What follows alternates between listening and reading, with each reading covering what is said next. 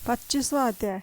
तीर्थ, व्रत और दान आदि के करने से समस्त पाप नष्ट हो जाते हैं, मगर प्रेत योनि में रहने वाले को इसका अधिकार नहीं है। तुम्हारे दुख को देखकर मैं अत्यंत दुखी हूँ और तुम्हारा दुख दूर किए बिना मुझे संतोष नहीं होता। तुम्हारे पाप बड़े भारी है, क्योंकि ये तीनों योनियां बहुत बड़े पाप करने वालों को ही प्राप्त होती है, और प्रेत योनि तो थोड़े पुण्य से नष्ट भी नहीं हो सकती। लेकिन मैं तुम्हें इस योनि से अवश्य छुड़वाऊंगा। इसलिए मैंने जो कार्तिक का व्रत किया है उसका आधा पुण्य तुम्हें देता हूँ, क्योंकि यज्ञ, दान, तीर्थ से सब निश्चय ही कार्तिक के व्रत के पूर्ण पुण्य के समान नहीं है। देवर्षि नारद बोले, हे राजन, इतना कहकर धर्मदत्त ने उसको ओम नमो भगवते वासुदेवाय यह द्वादक्षर मंत्र सुनाया और तुलसी का जल उसके ऊपर छिड़का। बस फिर क्या था, क्षण भर में वह प्रेत योनि से छूट प्रज्वलित शिखा के समान दिव्य रूप धारण कर लक्ष्मी के समान सुंदर हो गई। तब वह धर्मदत्त को दंडवत करके प्रसन्नता से गदगद होकर बोली, हे ब्राह्मण, आपके आशीर्वाद से मैं इस घोर नरक से छूट गई हूँ। मुझे पाप सागर में डूबती हुई आप नौका के समान हैं।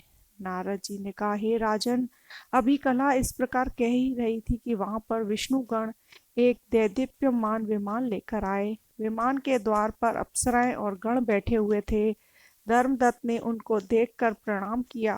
पुण्यशील और सुशील नामक भगवान विष्णु के गणों ने धर्मदत्त को अपने हाथों से ऊपर उठाकर अपना अभिनंदन करके कहा, हे ध्वज श्रेष्ठ, आप धन्य हैं जो सदा भगवान विष्णु के व्रत, कथा और सेवा में लगे रहते हैं। आपने जो अपने बाल्यकाल में पवित्र और शुभ कार्तिक व्रत किया था, उसके आधे फल से कला के पूर्व जन्म के एकत्रित पाप नष्ट कर दिए हैं। यही नहीं, आपकी कृपा से उसके सैकड़ों जन्म के पाप नष्ट हो गए हैं। आपके जागरण आदि करने से, पुण्य प्रभाव से आकाश मंडल से यह विमान आया है।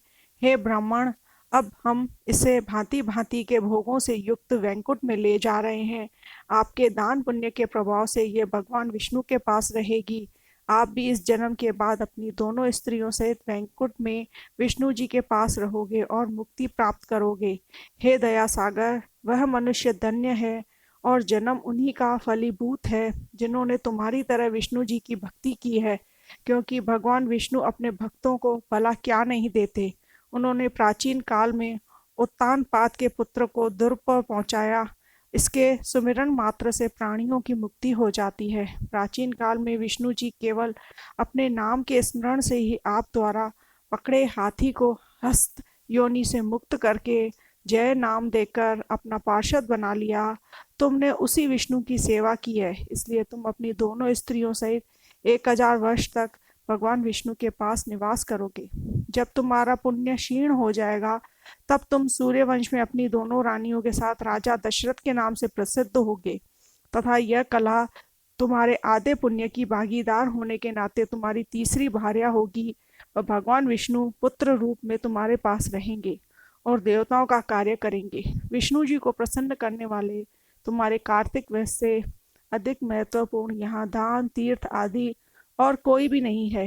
हे दया सागर, तुम धन्य हो, क्योंकि तुमने जगत गुरु भगवान विष्णु को प्रसन्न करने के लिए कार्तिक मास का व्रत किया है। इसके आधे पुण्य के फल की भागीदार कला है।